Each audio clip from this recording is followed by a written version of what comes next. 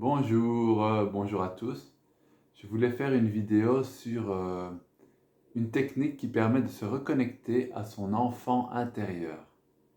Donc on a tous un enfant à l'intérieur de nous qui souffre généralement et des fois on n'est pas en contact avec lui, pourtant il se manifeste dans nos vies de plusieurs façons par beaucoup de souffrances, beaucoup d'émotions.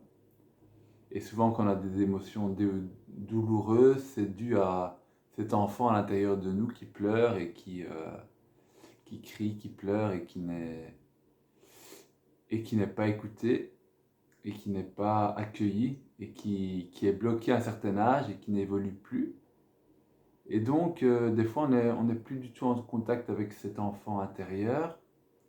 Et une technique qui permet de se remettre en contact avec cet enfant intérieur de manière amusante et en même temps assez émotionnelle, je trouve, c'est le fait de... Moi, c'est des nounours, mais c'est le fait de, par exemple, parler à des nounours. Par exemple, lui, c'est mon enfant intérieur. Après, c'est pas obligé de prendre un nounours. Tu peux prendre, il y en a peut-être des femmes qui peuvent prendre des petites poupées spéciales, ou je sais pas. Donc, ça, c'est un nounours et c'est mon enfant intérieur. Et alors, au début, j'ai pas commencé ça il y a très longtemps. J'ai commencé ça il y a peut-être 2 semaines. Et c'est vrai que ça m'a reconnecté à mon enfant intérieur et à qu'est-ce qu'il avait besoin. Donc je regardais le nounours, je voyais comment il se sentait. Tiens, comment tu te sens? Je lui posais la question, comment tu te sens? Et là, il me dit, j'ai pas bien, je suis pas bien, j'ai peur. J'ai peur qu'on me frappe. Tu vois, tu lui dis, tu lui parles et il te répond. Et tu connais son état. Et après, tu peux, par exemple, tu peux ressentir de la tristesse pour lui et si tu l'accueilles, tu lui dis, ça va aller, tout ça. Tu crées une relation, c'est une façon de créer une relation avec son enfant intérieur, le fait d'utiliser un nounours. Voilà, au début j'en utilisais un, puis après, comme j'en avais un deuxième, j'ai utilisé aussi le deuxième qui est plus grand. Et lui, c'est le grand frère, on va dire.